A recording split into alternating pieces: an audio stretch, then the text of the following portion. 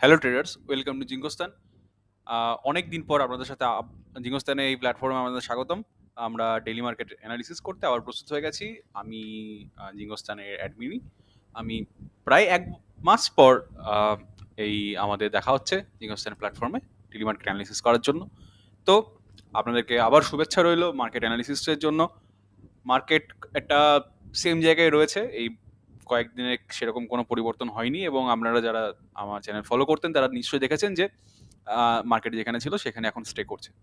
তো চলুন শুরু করা যাক ডেইলি মার্কেট অ্যানালিসিস প্রতিদিনের মতন। তার আগে একটা ডিসক্লেমার, এটা শুধুমাত্র এডুকেশন পারপাসের জন্য, কোনো রকম কোনো ট্রেডিং রিকমেন্ডেশন বা আপনাদেরকে এর মাধ্যমে কোনো রকম কোনো ট্রেডের উপদেশ দেওয়া হচ্ছে না। তো স্টার্ট। দেখুন, প্রথমেই যেটা বলার যে Nifty all time high break করে ব্রেক করে মানে অ্যাগেন ব্রেক করে আবার ফিরে এসেছে। ঠিক আছে, আমরা প্রথমে কি করি?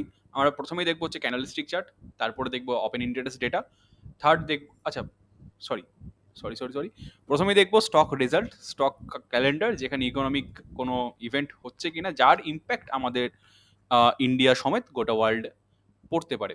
যেটার ইম্পর্টেন্ট ডেট আজকে রয়েছে 11:30টার সময় ফেড ইন্টারেস্ট রেট ডিসিশন রয়েছে ইউএসএতে। আমরা দেখেছি যে একটা ছোটোখাটো একটা ব্যাংক, আই থিঙ্ক বোধহয় ওদের ফার্স্ট ব্যাংক, ঠিক আছে, ইউএসএ ফার্স্ট ব্যাংক বোধহয় ব্যাংক্রাফ্ট হয়েছে।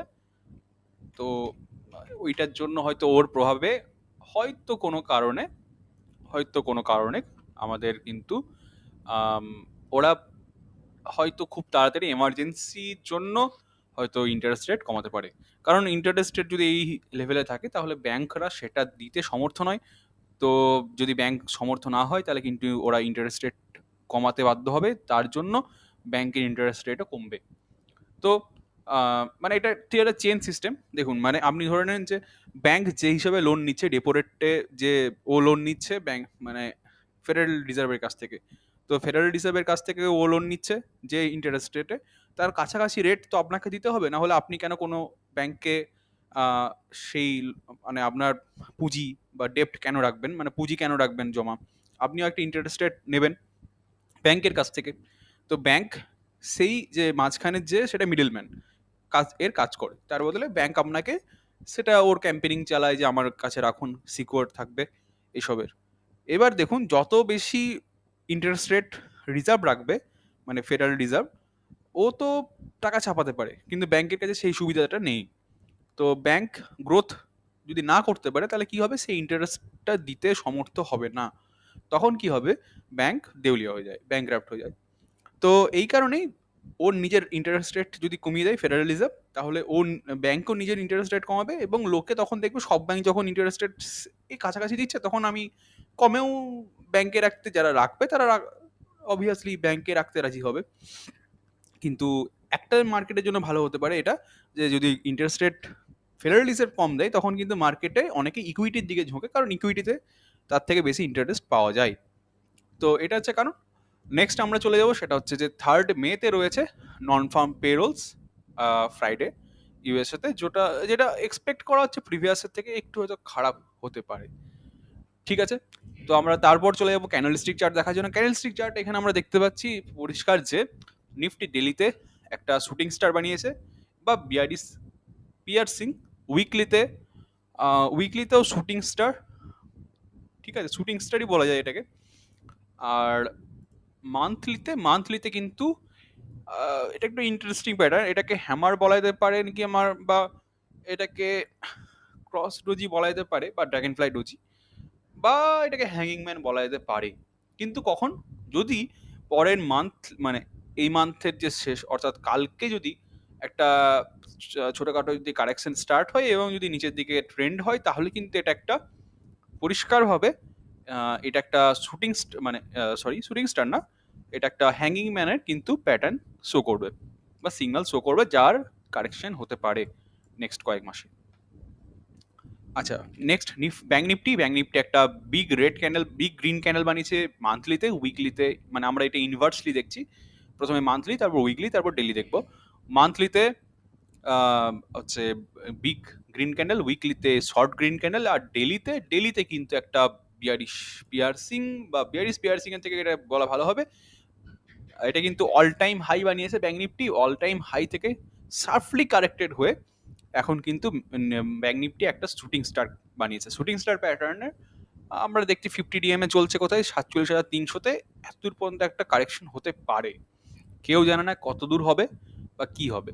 কিন্তু একটা উইন্ডো কিন্তু রয়েছে, যে উইন্ডোগুলো সেই উইন্ডোগুলো কিন্তু একটা মানে এই যে একটা রিভার্সালের জায়গা থাকবে এই জায়গাগুলোতে, যেখানে 48,500 তারপর হচ্ছে 47,700, এই জায়গাগুলো কিন্তু একটা রিভার্সালের জায়গায় থাকবে, কারণ এইগুলো একটা রেজিস্ট্যান্সের কাজ করবে। এই যে আপার উইন্ডো বা লোয়ার উইন্ডো, এই যে গ্যাপ ডাউন গ্যাপ আপ এইগুলো। ওকে, সো নেক্সট আমরা চলে যাবো, সেটা হচ্ছে মিড ক্যাপ নিফটিও সেম করেছে। ইন্ডিয়া ভিক্স যেটা অল টাইম লো ছিল, সেই অল টাইম লো থেকে একটা একটুকু বেড়েছে, এবং এই মুহূর্তে যদি আমরা দেখি তাহলে 12.87-এ রয়েছে ইন্ডিয়া ভিক্স। আর ইউএসডিআইএনআর ইন্টারেস্টিং, ইউএসডিআইএনআর কনসোলিডেট করছে এই জায়গাটাতেই, এবং আর একটা ব্রেকআউট হয়তো ইউএসডিআইএনআর দিয়েছে, এবার কতদূর যাবে কেউ জানে না। ক্রুড অয়েল কিন্তু আমরা একটা ট্রায়াঙ্গেল প্যাটার্ন এখানে দেখতে পাচ্ছিলাম ক্রুড অয়েলের ডেলিতে, দেখুন আপনারাও দেখুন। তো সেরকম প্যাটার্নটা এটা চলছে, এবং এটা হয়তো যদি এখান থেকে ব্রেকআউট দেয় তাহলে আপ ট্রেন্ডে যেতে পারে, অথবা হয়তো এইখানেই ক্রুড অয়েলের উপরের শেষ, এখানেই হয়তো ক্রুড অয়েল বেশ কিছুদিন এখানেই কনসোলিডেট করতে পারে। বা আমরা একবার উইকলি আর ডেলিতে দেখে নিই। উইকলিতে আমরা যদি দেখি তাহলে কিন্তু ক্রুড অয়েল একটা বিয়ারিশ এনগালফিং প্যাটার্ন বানিয়েছে, যেটা এই মুহূর্তে 200 ডেজ মুভিং অ্যাভারেজকে, সরি এটা 100 ডেজ মুভিং অ্যাভারেজকে টাচ করেছে, এবং মান্থলিতে আমরা যদি দেখি তাহলে ক্রুড অয়েল কিন্তু একটা বিয়ারিশ পিয়ার্সিং বা শুটিং স্টার বানিয়ে নিচের দিকে আবার ট্রেন্ডিং ডাউন হচ্ছে। এই মুহূর্তে ক্রুড অয়েল একটা, সত্যি কথা বলতে গেলে ক্রুড অয়েল কিন্তু একটা এই মুহূর্তে যদি এই প্যাটার্নটা আমি ঠিকঠাক দেখতে পারি বা বুঝতে পারি, তাহলে এটাকে হয়তো ইভিনিং স্টার বলা যেতে পারে, হয়তো বলা যেতে পারে। দেখি এবারে ইভিনিং স্টার বলা যেতে পারে বলে আমার মনে হচ্ছে, দেখা যাক কি হয়। ঠিক আছে, এবার মানে হয়তো ট্রেন্ডিং ডাউন হয়ে এখানে কনসোলিডেট করতে পারে, তারপর ব্রেকআউট দিতে পারে আবার মান্থলিতে এখন ডাউন ট্রেন্ডিং মোমেন্টাম রয়েছে। আচ্ছা, যেটা বলার নিফটি এসএনপি ফিউচার্স, সেটা ক্লোজ হয়েছে বিয়ারিশ পিয়ার্সিং নিয়ে 22,718-তে। এখন কত চলছে গিফট নিফটি? এখন চলছে হচ্ছে 22,687। গিফট নিফটি এই মুহূর্তে কিন্তু 22,687 বানিয়েছে, যেটা এই মুহূর্তে যদি আমি দেখি তাহলে কিন্তু একটা ইভিনিং স্টার বানাচ্ছে বা বানিয়েছে বলা যেতে পারে। একটা এখানে এটা একটা ডোজি ক্যান্ডেল, সেই ডোজি ক্যান্ডেল রয়েছে, ডোজি ক্যান্ডেলের পর এখানে একটা ছোট গ্রিন ডোজি ক্যান্ডেল বর্তমানে বানিয়েছে। কালকে ওপেনিং হয়তো একটু গ্যাপ ডাউন ওপেন হতে পারে, দেখা যাক কি হয়। ডাউ জোন্স বিয়ারিশ পিয়ার্সিং বানিয়েছে, বুলিশ পিয়ার্সিং বানিয়েছে বা ডোজি বানিয়েছে ডেলিতে। আর ন্যাসড্যাক ইন্ডেক্স তো এই মুহূর্তে মর্নিং স্টার প্যাটার্ন বানানোর দিকে এগোচ্ছে, কিন্তু বলা যাবে না মর্নিং স্টার বানিয়েছে কিনা, কারণ কি এটা একটা কমপ্লিটেড ডোজি বা কমপ্লিটেড ক্যান্ডেল নয়, এখন জাস্ট স্টার্ট হয়েছে মার্কেট। এই মুহূর্তে হয়তো আমরা 5.5 ঘন্টা এগিয়ে রয়েছি, তো এই মুহূর্তে হয়তো ওদের মার্কেট জাস্ট ওপেন হয়েছে কিছুটা বা চলছে, সো এই মুহূর্তে বলা যাবে না এটা। কিন্তু যতদূর বলা হচ্ছে যে এটা এই মুহূর্তে একটা হয়তো হ্যামার ক্যান্ডেল বানিয়েছে। ওকে, নেক্সট আমরা চলে যাব, সেটা হচ্ছে যে ওপেন ইন্টারেস্ট ডেটা আমরা যেটা লক্ষ্য করব সেটা প্রথমেই, যেটা নিফটি ব্যাঙ্ক নিফটি। ওকে ওকে ওকে ব্যাঙ্ক নিফটি প্রথমে আমরা দেখে নিই। ব্যাঙ্ক নিফটিতে আমরা দেখতে পাচ্ছি সিম্পল যে 49,500-তে একটা হিউজ রেজিস্ট্যান্স রয়েছে, তারপরে 50,000-এও রেজিস্ট্যান্স রয়েছে, এবং এখানে বিশাল পরিমাণে কল রাইটিং হয়েছে, অর্থাৎ এই জায়গাটা কিন্তু একটা রেজিস্ট্যান্সের কাজ করবে। 49,500 মার্কেট এই মুহূর্তে ব্রেক করা একটু কঠিন আছে, তবে 49,500-তে সাপোর্টও রয়েছে যথেষ্ট। এটা যদি ব্রেক করে তাহলে কিন্তু 49,000 নেক্সট সাপোর্টের কাজ করবে। আমরা দেখি আরেকটা জিনিস, যে 48,500-তে কল আনউইন্ডিং হয়েছে, 49,000-এ কল আনউইন্ডিং হয়েছে। নিফটিতে আমরা প্রথমে যেটা দেখে নেবো সেটা পিসিআর রয়েছে 0.84, অর্থাৎ নেট যদি বলা যায় তাহলে কিন্তু এই মুহূর্তে এটা একটা বুলিশ সিগন্যাল দিচ্ছে পিসিআর এ পুট করার অনুযায়ী, কিন্তু আমরা এটাকে নিউট্রাল ধরে নিচ্ছি। আর আমরা যদি স্ট্রাইক দেখি, তাহলে এটা 1 এর উপরে রয়েছে পিসিআর, ঠিক আছে, কোনো সন্দেহ নেই। আর যদি আমি দেখি কি ওয়াই চেঞ্জ হয়েছে, ওয়াই হয়তো 22,500-তে, 22,550-এ পুট আনউইন্ডিং হয়েছে, কল আনউইন্ডিংও হয়েছে, দুটোতেই। অর্থাৎ এখানে মার্কেটে এটা যেটা বোঝা যাচ্ছে যে এই লেভেলে কিন্তু থাকবে না মার্কেট, এই লেভেল থেকে হয়তো উপরে বা নিচে থাকবে। আহ, আরেকটা ব্যাপার যেটা, সেটা হচ্ছে যে 22,800-তে একটা রেজিস্ট্যান্সের কাজ রয়েছে, তারপরে উপরে কাজ করে 23,000-এ ভালো রেজিস্ট্যান্স হচ্ছে। 22,800 যদি ব্রেক করে তাহলে কিন্তু 23,000 একদম একটা আপ ট্রেন্ডিং মোমেন্টাম দেখাবে। আর না হলে নিচের দিকে সাপোর্ট রয়েছে 22,000, 22,500, 22,100-র মধ্যে, সেই জায়গার দিকে ধাবিত হতে পারে। সেখানেই কিন্তু দেখা যাচ্ছে 22,150-এ পুট রাইটিং হয়েছে।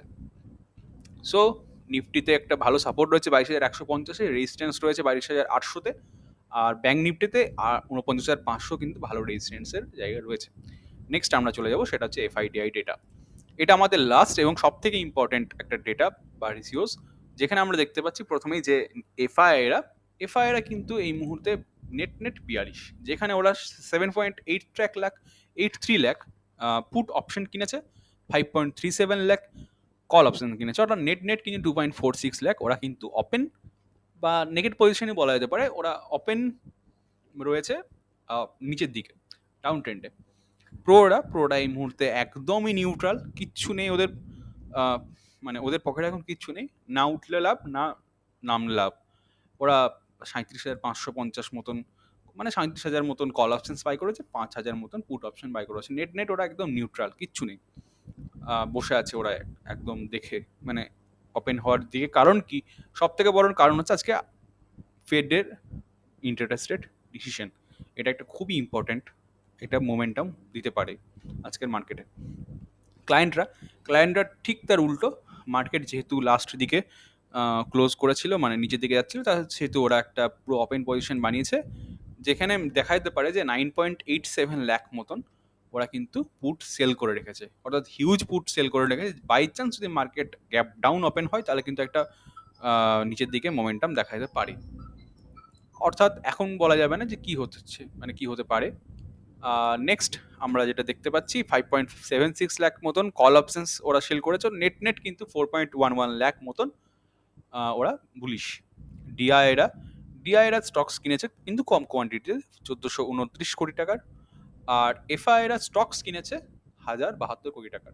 এফআইরা অনেক দিন পর স্টকস কিনেছে, কিন্তু এফআইদের নেট নেট আমরা যদি দেখি তাহলে কিন্তু সেলিং চলছে কন্টিনিউ।